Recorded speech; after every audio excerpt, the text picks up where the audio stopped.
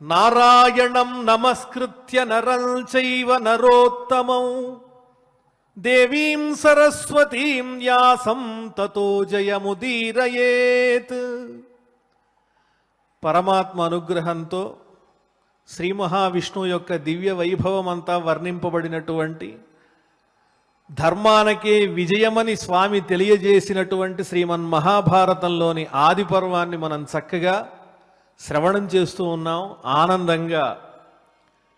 నన్నయ్య గారు చక్కగా తెలుగులో శ్రీమన్మహాభారతాన్ని రచించటం ప్రారంభించినప్పుడు పరమ వివేక సౌరభ విభాసిత సద్గుణ పుంజవారిజోత్కర రుచిరంబులై సకల గమ్య సుతీర్థములై మహామనోహర సుచరిత్ర పావన పయఃపూర్ణములైన సత్సభాంతర సరసీవనంబుల ముదంబునరన్ కొనియాడి వేడుకన్. ఏదైనా కూడా ఒక చక్కని విషయాన్ని అవగాహన చేసుకోవటానికి సహృదయులు కావాలి. సహృదయులు ఉన్న చోట ఏమవుతుందంటే మనం చెప్పినటువంటి విషయం అందంగా వాళ్ళు అర్థం చేసుకుంటారు, అది లోకంలో పరిమళిస్తుంది. నన్నయ్య గారు అంటూ ఉన్నారు, జ్ఞానమనేటువంటి సువాసనతో నిండి ఉన్న, మంచి గుణములనేటువంటి పద్మాలతో నిండి ఉన్నటువంటి ఒక సరస్సు. ఏమిటా సరస్సు అంటే సహృదయులైనటువంటి పండితుల యొక్క మధ్య ఉన్నటువంటి భాగము. అది ఎటువంటిది ఆ భాగము అంటే ఆ పండితుల యొక్క జ్ఞానమేమో చక్కని సువాసనలు వెదజల్లుతూ ఉన్నదిట, అలాగే వారి మంచి గుణాలే పద్మములుగా ఉన్నాయిట ఆ సరస్సులో. ఆ సరస్సులోకి ప్రవేశించడానికి అర్హత ఏమిటి అంటే సహృదయమే తప్ప వేరొకటి కాదు. అటువంటి చక్కని హృదయం కలిగిన వారెవరైనా ప్రవేశించటానికి యోగ్యమైనది, ఎవరూ భయపడడానికి వీలు లేనటువంటిది, భయపడే అవసరమే లేనిది. ఎందువల్లంటే అక్కడ ఉన్న వాళ్ళంతా సహృదయులేగా, వారికి పాండిత్యము ఉన్నది, చెప్పిన మంచి విషయాన్ని అవగాహన చేసుకునేటువంటి చక్కని జ్ఞానం ఉన్నది. ఆ జ్ఞానమే పరిమళమై బయటికి వెదజల్లుతూ ఉన్నారు ఆ పండితులు. వారి యొక్క మంచి ప్రవర్తన అనేటువంటి జలములతో ఆ సరస్సు అంతా కూడా నిండి ఉన్నది. ఆ సరస్సు ఏమిటి అంటే ఆ మహాపండితుల యొక్క మధ్య భాగము. అటువంటి సహృదయులైనటువంటి పండితులతో నిండిన ఆ మధ్య భాగమునకు నమస్కరిస్తూ పండితులందరినీ కూడా తలుచుకుంటూ నేను ఈ ఆది పర్వాన్ని ప్రారంభం చేస్తున్నాను అంటాడు ఆయన. ఏదైనా ఒక మంచి విషయాన్ని చెప్పాలన్నా, జ్ఞానాన్ని సముపార్జించాలన్నా పాండిత్యంతో పాటు ఏం కావాలి అంటే యస్య దేవే పరాభక్తి యథా దేవే తథా గురౌ తస్యైతే కథితాహ్యర్థాః ప్రకాశంతే మహాత్మనః. పరమాత్మయందు అచంచలమైనటువంటి భక్తి విశ్వాసాలు ఉండాలి. అదేవిధంగా గురువు యందు కూడా పరమాత్మ యందు ఉన్నటువంటి భక్తి ప్రపత్తులు ఉండాలి. అలా ఎవరైతే గురువుని భగవంతుణ్ణి తలుచుకుని ఏదైనా ఒక విషయాన్ని చెప్పాలి అని ప్రయత్నం చేస్తారో తమ పాండిత్యంతో, అందులో వచ్చేటువంటి విషయాలన్నీ కూడా అద్భుతంగా ఉంటాయి, చక్కగా అందరికీ కూడా అర్థమవుతాయి, దోషలేశమైనా కనిపించదు. అంతటి గొప్పవాడే ఈ సూత మహర్షి. ఆ సూత మహర్షి ఏమంటున్నాడు అంటే, అయ్యా నేను వైశంపాయనుడు సర్పయాగం అయిపోయిన తరువాత ఆ జనమేజయ మహారాజుకు వర్ణించినటువంటి భారత కథలన్నీ కూడా నేను శ్రవణం చేసి వచ్చాను.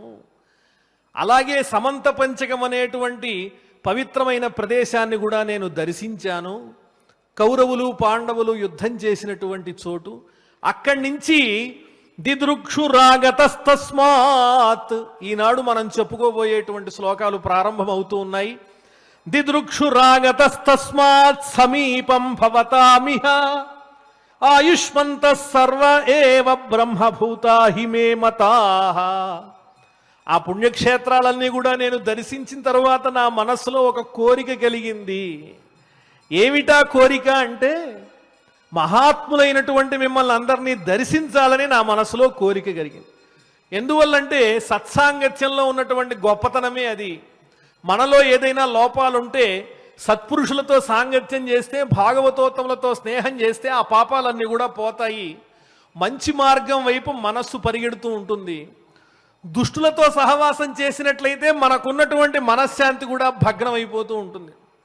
కాబట్టి ఆ పుణ్యక్షేత్రాలు తీర్థాలన్నీ కూడా సేవించిన తర్వాత మహాత్ములైనటువంటి మీరందరూ ఇక్కడ సత్రయాగంలో ఉన్నారు, నైమిషారణ్యంలో మీ అందరినీ చూడాలని ఆశ కలిగింది. ఆ కోరికతోనే నేను ఇక్కడికి వచ్చానయ్యా. సమీపం భవతామిహ, మీ అందరి దగ్గరికి నేను వచ్చాను. మీరెటువంటి వాళ్ళు అంటే ఆయుష్మంతః సర్వ ఏవ బ్రహ్మభూతా హిమే మతా, మీరంతా కూడా దీర్ఘమైనటువంటి ఆయుర్దాయం కలిగినటువంటి వాళ్ళు. ఆయుర్దాయం కలిగితే వాళ్ళు ఏం చేస్తున్నారు? కలిగినటువంటి ఆయుర్దాయంతో లోకాలన్నిటికీ మేలు కలగాలని తపస్సు ఆచరిస్తూ ఉన్నారు. పూర్వం ఇదే విధంగా భరద్వాజ మహర్షి కూడా తనకు ఆయుర్దాయం దేవేంద్రుడు ఎంత ఇస్తున్నప్పటికీ కూడా లోకాలను రక్షించేటువంటి వేదములలో ఆంతర్యాన్ని తెలుసుకోవటానికి తన ఆయుర్దాయాన్నంతా వెచ్చించి వేదాధ్యయనమే చేస్తూ ఉండిపోయాడు ఆయన. అది మహర్షుల యొక్క దృష్టి. అటువంటి చక్కని సత్కాలక్షేపాలతో తపశ్చర్యలతో లోకానికి హితం చెయ్యాలి అనేటువంటి మహత్సంకల్పంతో ఉన్నటువంటి మీ వంటి వారిని చూడటానికి నాకెంత పుణ్యం ఉండాలండి. దర్శించినటువంటి వారిలో ఉన్నటువంటి పుణ్యం అంతా కూడా మనకు కూడా కలుగుతుంది. సత్సాంగత్యంలో ఉన్న గొప్పతనం అది. అంతేకాదు మీరు ఎటువంటి వారు అంటే బ్రహ్మభూతా హిమే మతా, బ్రహ్మజ్ఞానంతో నిండిపోయి ఉన్నటువంటి వాళ్ళు, పరమాత్మ యొక్క తత్వం తెలిసినటువంటి వాళ్ళు, మహానుభావులు, ఏ విధమైన స్వార్థ చింతన లేనటువంటి వారు కదా. మీ వంటి వారిని దర్శించినంత మాత్రముననే నాకెంతో ఆనందం కలుగుతుంది. అందువల్ల ఈ పుణ్యతీర్థాలన్నీ కూడా చక్కగా సంచరించి అన్నీ దర్శిస్తూ మిమ్మల్ని చూడాలని ఇక్కడికి వచ్చాను అని సూత మహర్షి చెబుతూ ఉన్నారు. అస్మిన్ యజ్ఞే మహాభాగాః సూర్యపావక వర్చసః కృతాభిషేకా శుచయః కృతజప్యాహుతాగ్నయః. ఆ సౌతి అంటూ ఉన్నారు, ఇంకా ఈ యజ్ఞంలో విచ్చేసినటువంటి మీరంతా కూడా ఎంత గొప్పవాళ్ళు అంటే చక్కని హృదయం కలిగినటువంటి వాళ్ళు, సూర్యుడు అగ్ని మొదలైన మహానుభావులతో దివ్య తేజస్సులతో, వారి సూర్యునకు అగ్నికి ఉన్నటువంటి తేజస్సులతో సమానమైనటువంటి తేజస్సు కలిగినటువంటి వారు. అంతేకాదు నిరంతరము కూడా మానసికంగా శారీరకంగా కూడా పవిత్రమైనటువంటి పుణ్యమనేటువంటి స్నానాన్ని ఆచరిస్తూ ఉంటారు. మీలో పాపం లేశమాత్రమైనా లేదు. ఆంతరంగికమైన శుచి ఉన్నది, బాహ్యమైనటువంటి శుచి ఉన్నది. ఈర్ష్యాసూయాది దుర్గుణములు మీ జోలికి కూడా రావయ్యా.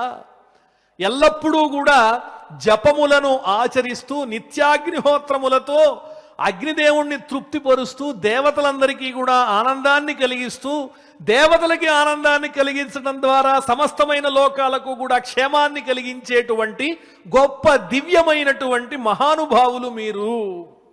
అస్మిన్ యజ్ఞే మహాభాగాః, ఈ యజ్ఞంలో ఉన్నటువంటి పవిత్రాత్ములైన మీరంతా ఎటువంటి వారంటే సూర్యపావక వర్చసః, సూర్యుడు అగ్ని మొదలైన వారిలో ఎంత తేజస్సు ఉంటుందో అంత తేజస్సు కలిగినటువంటి వారు.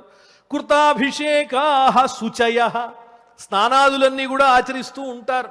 బాహ్యమైనవే కాదు, నిరంతరము మనస్సులో ఉండేటువంటి మాలిన్యాన్ని అజ్ఞానాన్ని కడిగేసేటువంటి పుణ్యం అనేటువంటి జలంతో స్నానాలు చేస్తూ ఉంటారు.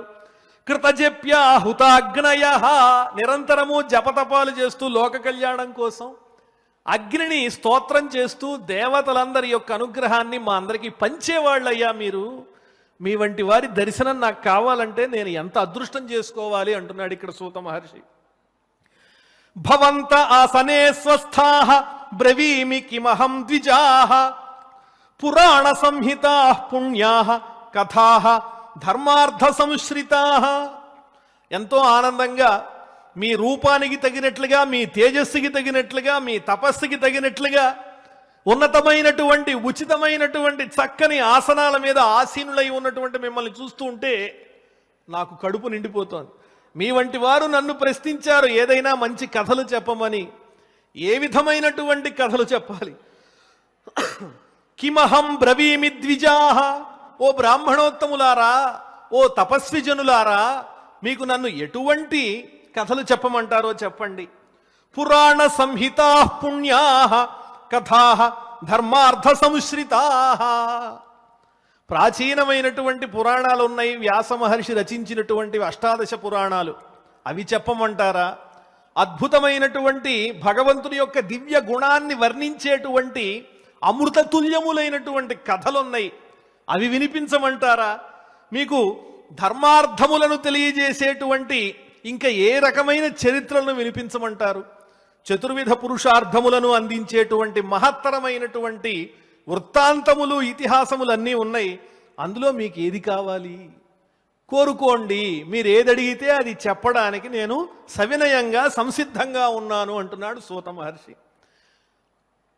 పురాణములంటే ఏమిటి? సర్గశ్చ ప్రతిసర్గశ్చ వంశో మన్వంతరాణిచ వంశానుచరితం చేతి పురాణం పంచలక్షణం.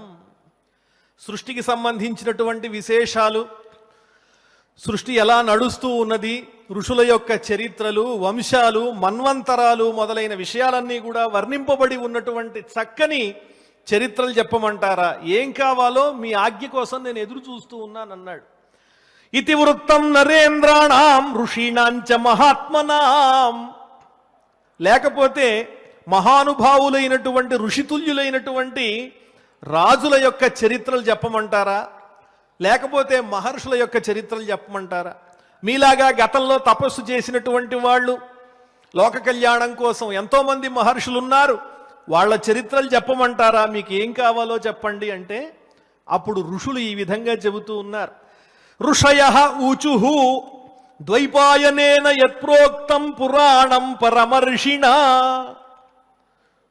ఇప్పుడే కదయ్యా స్వామి, ఓ సూత మహర్షి మీరు చెప్పారు, అక్కడ వైశంపాయనుడు వర్ణించినటువంటి మహాభారతాన్నంతా శ్రవణం చేశానన్నారు కదా, ఆ వ్యాస మహర్షి చెప్పినటువంటి ఆ భారతంలోని వృత్తాంతం అంతా కూడా మాకు వర్ణించి చెప్పండి. ద్వైపాయనేన యత్ప్రోక్తం పురాణం పరమర్షిణ. మహర్షి అయినటువంటి వారు, వ్యాస మహర్షి గొప్పవారు, తపస్సంపన్నులు, వారు చెప్పినటువంటి పురాణాన్ని మా అందరికీ కూడా తెలియజేయండి. పురాణం అంటే పురాపి నవం, ఎన్నిసార్లు విన్నా కూడా ఇంకా వినాలి వినాలి అనేటువంటి కోరికని కలిగిస్తూ ఉంటుంది. ఎంతోమంది ఎన్నోసార్లు శ్రీమన్ మహాభారతాన్ని ప్రవచనం చేసి ఉన్నారు, రామాయణాన్ని ప్రవచనం చేసి ఉన్నారు, భాగవతాన్ని ప్రవచనం చేసి ఉన్నారు. ఎన్నిసార్లు విన్నా కూడా కొత్తదనం అందులోంచి ఊరుతూనే ఉంటుంది తప్ప, స్వామిని దర్శించినప్పుడు మనకి ఏ విధంగా అయితే మళ్ళీ దర్శనం చేసుకోవాలనిపిస్తుందో అదే విధంగా ఈ కథలు వింటున్నా ఇంకా వినాలనిపిస్తుంది తప్ప తృప్తి తీరదు. అందువల్లనే చెంపు రామాయణాన్ని రచించినటువంటి భోజ మహారాజ్ అంటాడు, వాల్మీకి మహర్షి చక్కగా రామాయణాన్ని రచించాడు, అది గంగానదితో తుల్యమైనటువంటిది. ఆ గంగానదిలో ఎంతోమంది స్నానం చేసి వారి పాపాలన్నీ పోగొట్టుకుంటారు. ఎంతమంది స్నానం చేసినా, ఎన్నిసార్లు స్నానం చేసినా కూడా గంగకున్నటువంటి పవిత్రత అలాగే ఉంటుంది. దాంట్లో కొత్తదనం నిత్య నవనూతనంగా విలసిల్లుతూ ఉంటుంది, అందరి పాపాలని పోగొడుతూనే ఉంటుంది. అటువంటిదే ఈ శ్రీమన్మహాభారతం కూడా. ఈ కథలన్నీ కూడా పల్లె పల్లెల్లో అందరికీ కూడా అంది అయ్యండి.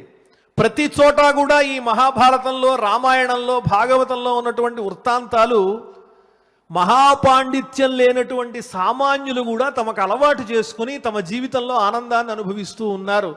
అంత గొప్ప చరిత్ర ఉన్నది వీటికి. కాబట్టి మహానుభావ, అక్కడ వైశంపాయనుడు చెప్పినటువంటి శ్రీమన్మహాభారతాన్ని మాకు చెప్పమని ఋషులు అడుగుతూ ఉన్నారు. ఎటువంటిది శ్రీమన్మహాభారతం అంటే, సురైః మహర్షిభిశ్చైవ శ్రుత్వా యదభిపూజితం తస్యాఖ్యాన వరిష్ఠస్య విచిత్ర పదపర్వణః. కేవలము మానవలోకంలో మానవులే కాదు, మనలో ఉన్నటువంటి జ్ఞానము, శక్తి చాలా సామాన్యమైనటువంటిది. అతీతమైనటువంటి జ్ఞానం, అతీతమైన ఇంద్రియ జ్ఞానం కలిగినటువంటి వాళ్ళు, శక్తి సంపన్నులైన వాళ్ళు దేవతలు ఉన్నారు. ఆ లోకంలో దేవతలు కూడా ఈ శ్రీమన్మహాభారతాన్ని ఎప్పుడు వినాలని ఉవ్విళ్ళూరుతూ ఉంటారట. వాళ్ళందరూ కూడా ఆ మహాభారతాన్ని పూజిస్తూ ఉంటారు. ఎందువల్ల అంటే అందులో ఉన్నటువంటి సారం అలాంటిది, వేద సారమంతా ఉన్నది కదా అందులో. తస్యాఖ్యాన వరిష్ఠస్య విచిత్ర పద పర్వణః. అందులో ఉన్నటువంటి కథలన్నీ కూడా చిత్ర విచిత్రంగా ఉంటాయి, ఎంతో నీతిని బోధిస్తూ ఉంటాయి, సన్మార్గాన్ని చూపిస్తూ ఉంటాయి. అలాగే పదగుంభన కూడా ఎంతో మహత్తుగా ఉంటుంది, గొప్పగా ఉంటుంది. చదివిన కొద్దీ ఇంకా చదవాలనిపిస్తూ ఉంటుంది. ఆ పదాల్లో కూర్పు అలాంటిది, అర్థంలో శ్లేష, శబ్దంలో శ్లేష. అంత గొప్పగా ఉండేటువంటి శబ్ద గాంభీర్యము, రసవంతమైనటువంటి శాస్త్ర సమ్మితమైనటువంటి ఆ శ్రీమన్ మహాభారతం ఎవరు మాత్రం వదులుతారు? దేవతలందరూ కూడా నిరంతరము ఆనందంగా వినాలని కోరుకునేటువంటి చక్కని ఆ శ్రీమన్ మహాభారతం వ్యాసప్రోక్తమైనటువంటి దాన్ని మాకు వినిపించవయ్యా. సూక్ష్మార్థన్యాయ యుక్తస్య వేదార్థైః భూషితస్య చ భారతస్య ఇతిహాసస్య పుణ్యాం గ్రంథార్థ సంయుతాం. సూక్ష్మమైనటువంటి ధర్మాలన్నీ కూడా అందులో వర్ణింపబడ్డాయి. వేదముల వల్ల ప్రయోజనం ఏమిటనే విషయాన్ని, వేదముల యొక్క అర్థాన్ని, అంతర్లీనంగా ఉన్న గంభీరమైనటువంటి అర్థాన్ని అంతా కూడా గంభీరమైన సముద్రం లోపల ఉన్నటువంటి మణులన్నింటినీ పైకి తీసుకొచ్చినట్లుగా సూర్యుడు ఆకాశంలో ప్రకాశిస్తూ ఉంటే సూర్యుని యొక్క వెనకాల ఉన్నటువంటి పరమాత్మను మనం చూడాలి అంటే సూర్యుడు మనకు ఆకాశంలో కనిపిస్తున్నటువంటి ఒక ద్వారం లాంటివాడు. ఆ ద్వారాన్ని తీసి పరమాత్మని మనం చూడాలి. అలాగే నిజమైనటువంటి ధర్మాన్ని తెలుసుకోవాలి అంటే ఆ ధర్మాన్ని చూడడానికి ఉన్నటువంటి ద్వారం ఏమిటి అంటే మహాభారతం. ఈ మహాభారతాన్ని చదివి ఆ ద్వారాన్ని మనం తీసినట్లయితే ఆ వెనకాల ఉన్నటువంటి ధర్మం అంతా కూడా మనకి బోధపడుతుంది. అంత గొప్పది ఈ మహాభారతం. సూక్ష్మార్థన్యాయ యుక్తస్య వేదార్థైర్భూషితస్య చ భారతస్య ఇతిహాసస్య పుణ్యాం గ్రంథార్థ సంయుతాం.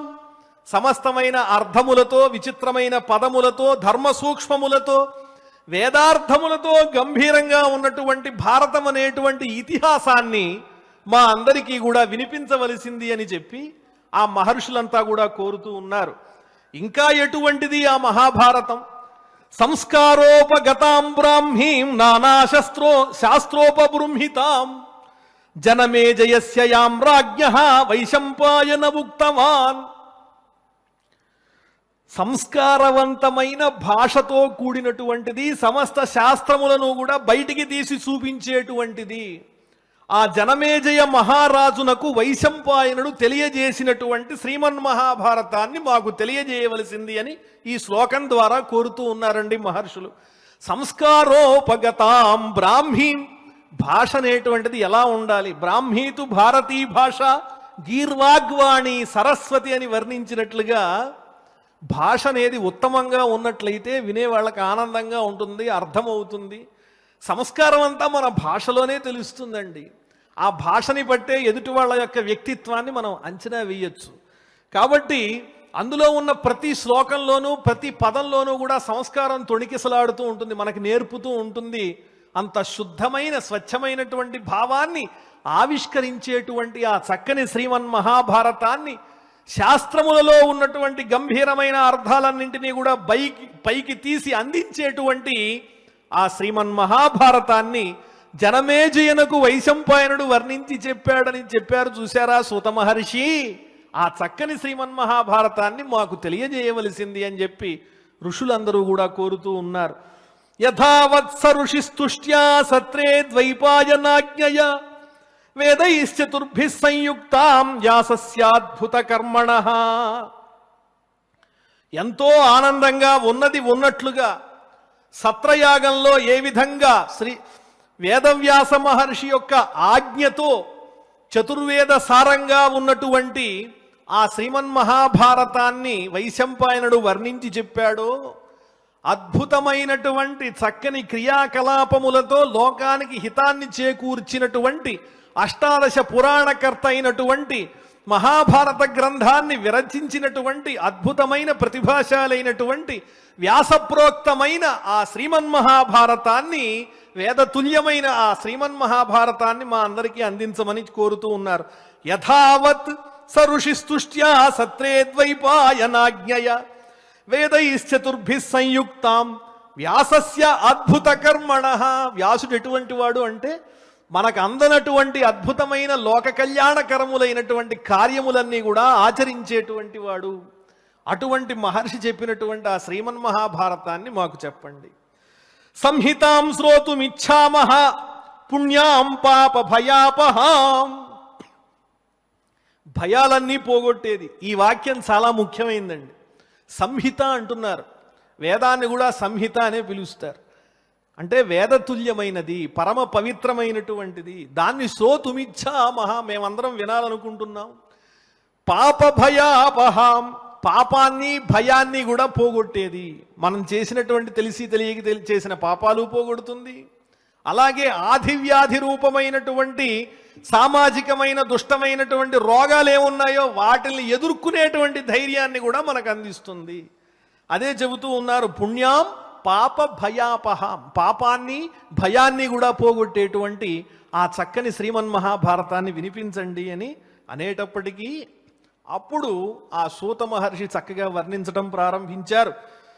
ఆద్యం పురుషమీశానం పురుహూతం పురుష్టుతం ఋతమేకాక్షరం బ్రహ్మ వ్యక్త అవ్యక్తం సనాతనం అసత్య సదసచ్చైవ యద్విశ్వం సదసత్పరం.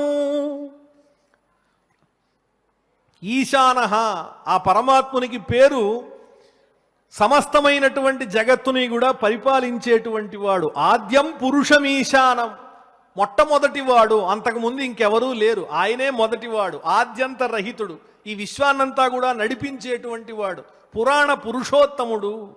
అలాగే వేదముల చేత స్తోత్రము చేయబడేటువంటి వాడు. యజ్ఞాలు చేసేటప్పుడు చక్కగా అందరూ ఆహ్వానిస్తారు ఆ స్వామిని.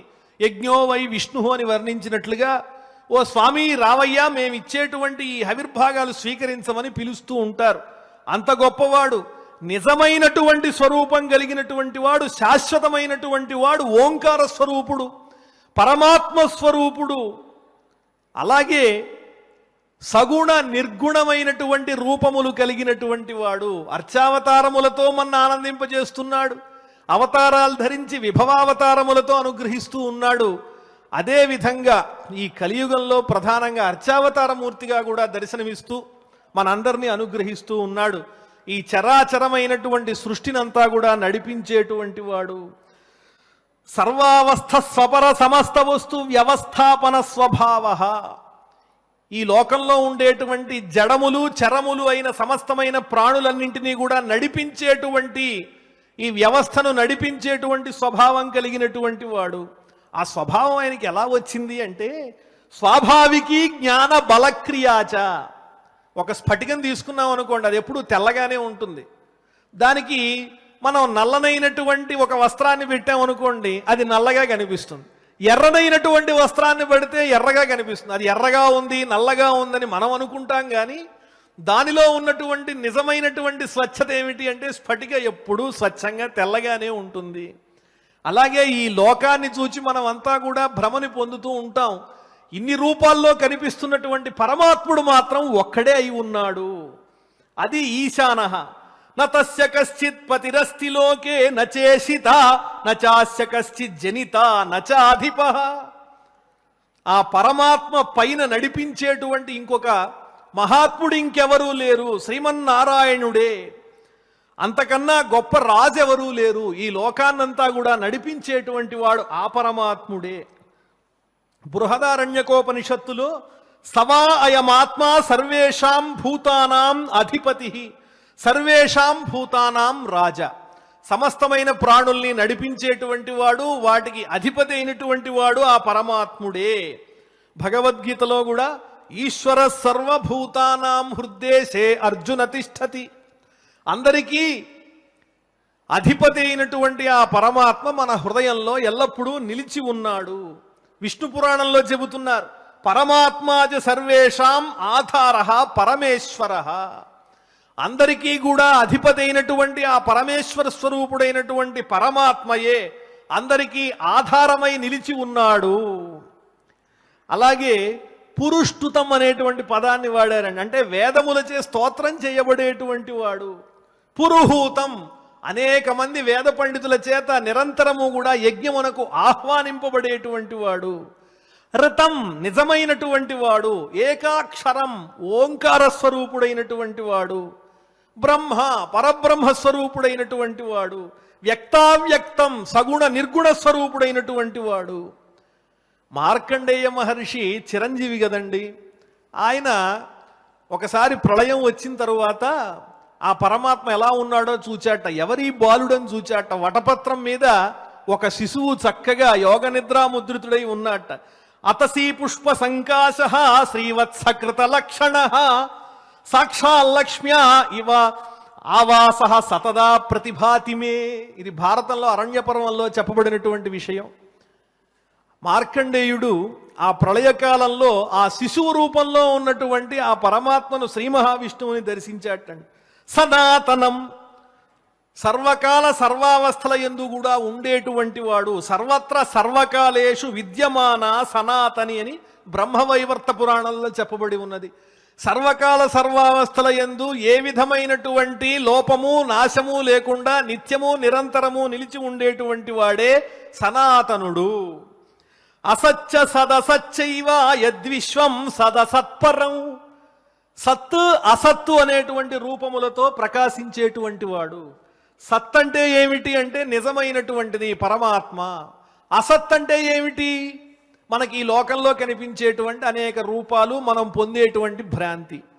అవి కూడా మనకు ఏం తెలియజేస్తున్నాయి అంటే పరమాత్మ యొక్క స్వరూపాన్నే తెలియజేస్తూ ఉన్నాయి. కాబట్టి అది కూడా పరమాత్మను ఆశ్రయించే ఉంది. అదే చెబుతూ ఉన్నారు, సత్తు అసత్తు కూడా పరమాత్ముడే అని. ఆ తరువాత పరావరాణం స్రష్టారం పురాణం పరమవ్యయం మంగళ్యం మంగళం విష్ణుం వరేణ్యం అనఘం శుచిం. స్థూలమైనటువంటి సూక్ష్మమైనటువంటి సమస్తమైన చరాచర జగత్తులో ఉన్న ప్రాణికోటిని అంతటినీ కూడా నిలబెట్టేటువంటి వాడు ఆయనే అని చెబుతూ ఉన్నారు. సూత మహర్షి ప్రార్థిస్తూ ఉన్నాడు. తాను చెప్పబోయేటువంటి వృత్తాంతానికి ముందు, శ్రీమన్మహాభారతానికి ముందు ఆ పరమాత్మని స్తోత్రం చేస్తూ ఉన్నాడు. మంగళంతో గనక ప్రారంభం చేసినట్లయితే ఆ కార్యం సఫలమవుతుందని వారి యొక్క ఆంతర్యం. అవ్యయం, అవ్యయ స్వరూపుడైనటువంటి వాడు పరమాత్మ. నహి భగవాన్ కథంచిత్ సంసార మహార్ణవాదుత్తీర్ణం స్వచరణారవిందం ప్రాప్తమంతం పునరావర్తయతి. ఎవరైతే పరమాత్మనే నమ్మి కోరుకుంటారో, ఆ స్వామిని చేరుకుంటారో, అలా వచ్చినటువంటి వారిని మళ్ళీ పంపించకుండా నిరంతరము తన దగ్గరే ఉంచుకునేటువంటి స్వభావం కలిగినటువంటి వాణ్ణే అవ్యయుడు అని పిలుస్తారటండి. పరావరాణం స్రష్టారం పురాణం పరమవ్యయం. స్థూల సూక్ష్మమైనటువంటి లోకములన్నింటికీ జీవులన్నింటికీ ఆధారమైన వాడు, పురాతనమైనటువంటి వాడు, పురాణ పురుషుడు, అవ్యయ స్వరూపుడైనటువంటి వాడు. మాముపేత్యతు కౌంతేయ పునర్జన్మ న విద్యతే. నన్ను ఎప్పుడైతే చేరుకుంటారో వాళ్ళు మళ్ళీ జన్మ ధరించడం అనేటువంటిది ఉండదు అని తెలియజేస్తూ ఉన్నాడు పరమాత్మ గీతలో. అటువంటి పరమాత్ముడైనటువంటి ఆ శ్రీ మహావిష్ణువుని నేను తలుచుకుంటూ ఉన్నాను అని ఈ శ్లోకంలో సూత మహర్షి ప్రార్థన చేస్తూ ఉన్నారు. పరావరాణం స్రష్టారం పురాణం పరమవ్యయం మంగళ్యం మంగళం విష్ణుం వరేణ్యం అనఘం శుచిం.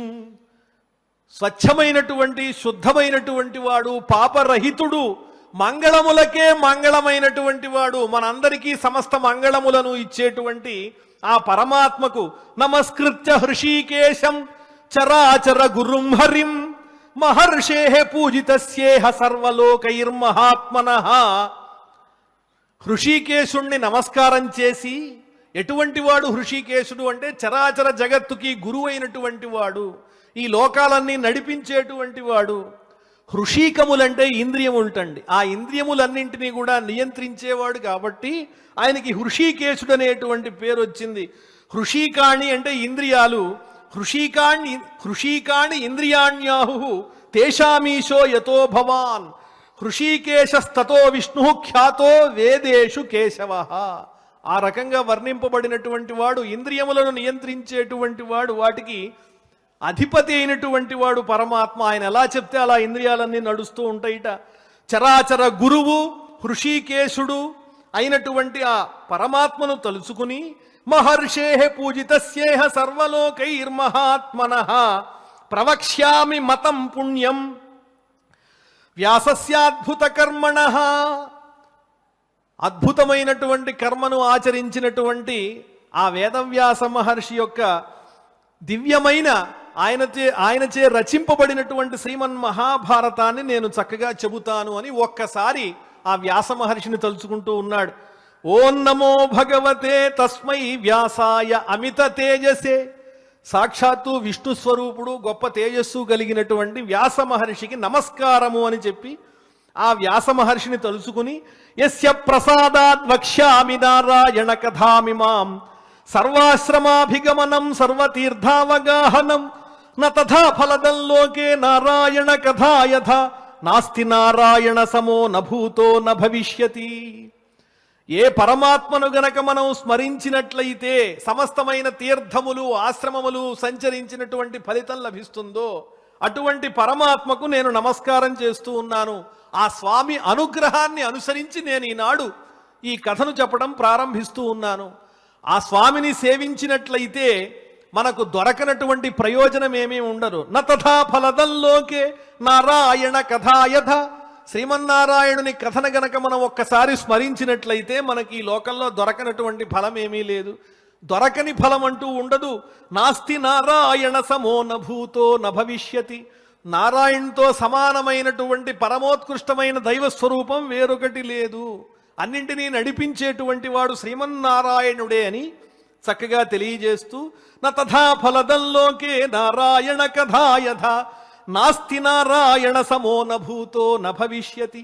ఏతేన సత్యవాక్యేన సర్వార్థాన్ సాధయామ్యహం ఆచక్షుః కవయః కేచిత్ సంప్రత్యాచక్షతే పరే ఆఖ్యాస్యంతి తథైవాన్యే ఇతిహాసమిమం భువి ఇదంతు త్రిషు లోకేషు మహద్జ్ఞానం ప్రతిష్ఠితం. ఈ సత్యమైనటువంటి వాక్యంతోనే సమస్తమైన ప్రయోజనాలు నేను సాధిస్తాను. ఏమిటా సమస్తమైన ప్రయోజనాలు అంటే భగవద్గుణములను అనుభవించటమే. ఏ సత్యవాక్యంతో సాధిస్తాను అంటే నారాయణుడే పరమధర్మమని నమ్మి ఆయనను సేవించి ఆయనని తలచి ఆ అద్భుతమైనటువంటి శక్తితో నేను ఈ చక్కని వృత్తాంతాన్ని చెప్పేటువంటి ప్రయత్నం చేస్తాను. అలా చేసినట్లయితే దానికి ఎదురే ఉండదు. ఆచక్షుః కవయః కేచిత్ సంప్రత్యాచక్షతే పరే. ఇప్పటికీ కూడా ఈ శ్రీమన్మహాభారతాన్ని ఎంతో మంది చక్కగా ప్రవచనం చేస్తూనే ఉన్నారు, చేస్తారు, ఇదివరకు చేసి ఉన్నారు. త్రిషు లోకేషు మహజ్ఞానం ప్రతిష్ఠితం. ముల్లోకములలో కూడా అన్నింటికీ కూడా సారవంతమైనటువంటి జ్ఞానమై ఈ శ్రీమన్మహాభారతం వెలుగొందుతూ ఉన్నది అని సూత మహర్షి ఆ శ్రీమన్మహాభారతం యొక్క గొప్పతనాన్ని చక్కగా వర్ణించి ముందుగా పరమాత్మను స్మరించి వేదవ్యాస మహర్షిని గురువుని తలుచుకుని చక్కగా కథను చెప్పటం, యథార్థ గాథను చెప్పటం ప్రారంభం చేశాడు.